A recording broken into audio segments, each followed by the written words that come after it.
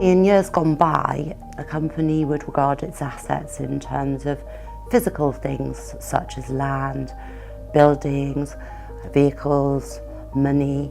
But as we now live in an increasingly interconnected digital world, organisations need to start seeing data as being as valuable an asset as those physical elements that they previously saw. So when talking to customers and clients about the value of data, it really depends on what they do and the type of data they might have. If it's customer data, if it's financial data, their own financial data, or if it's intellectual property, so a secret recipe. Because if it's customer data, it's a reputational risk. Your customers see their data going, you lose customers. If it's financial data, then there is a risk that you might, as an organisation, have your own money stolen if you're hacked.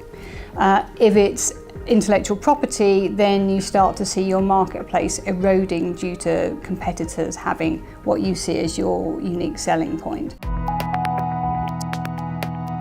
As a general rule, if there's data that an organisation holds that's personal to customers, personal to itself, so it's financial data, or its intellectual property, or data that it would see as sensitive and wouldn't want to be in the papers or go to competitors, that's the data that you don't want going out of your systems without you knowing about it. So that's the breach part. The GDPR has obviously got its definition of a data breach, which involves unauthorised access, unauthorised disclosure, destruction, tampering, all of these different elements.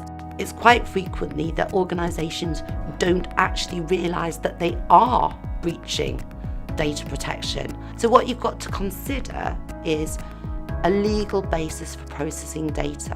When you're thinking about the risk of a breach, you can think about it in two ways. So the likelihood of the breach and the impact of the breach. If you're thinking about the likelihood, you can put training in place, you can put checks in place so that emails can't go outside your system. After the fact, it's then about how quickly and how well you can respond. The most important measures that an SME organisation can take to prevent a data breach would be firstly to audit their information and to create an information map. You can't protect and secure data if you don't actually know the data that you're holding. The second thing to do would be to designate a person within your organisation to be responsible for data protection and security. The next thing to do would be to put in place a set of robust policies and procedures around information security that are easy to understand, and then to train all of the individuals in the organisation. There are a few things that companies can be doing regularly. One is, just as you do your fire alarm test and you get everybody out standing in the rain, do a cybersecurity test. So run through what would happen if we had a breach or if we thought we had been hacked. How would we find out? Who would we talk to? Who would we turn to help us do the investigation? 20 years ago, health and safety wasn't embedded in the way it is now. That's kind of where we are with cybersecurity. It will become second nature.